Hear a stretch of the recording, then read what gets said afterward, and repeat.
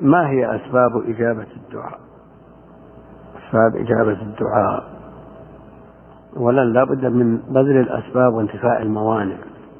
والنظر إلى الموانع أشد، لأن لو بذلت الأسباب كلها ومع ذلك وجد مانع من الموانع لم تقبل، استبعد أن يستجيب الله جل وعلا. والنبي عليه الصلاة والسلام ذكر الرجل يطيل السفر أشعث أغبر يمد يديه إلى السماء، هذه كلها من أسباب الإجابة. يقول يا رب يا رب، يدعو بهذا الاسم من الأسماء الحسنى، ومع ذلك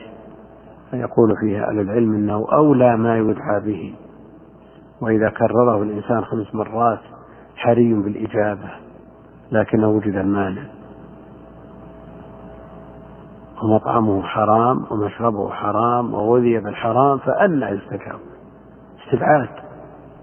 وكثير من المسلمين متورط في هذا الأمر، إما في مسائل البيع والشراء،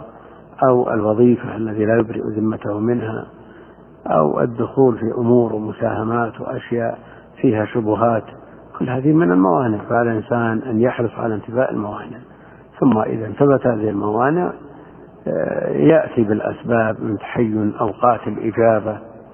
وبالدعاء المأثور، ولا يدعو بإثم ولا قطيعة رحم، ويجتنب السجع ويجتنب الاعتداء في الدعاء،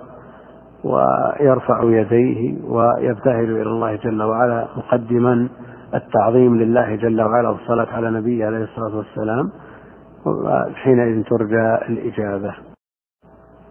ما هي أسباب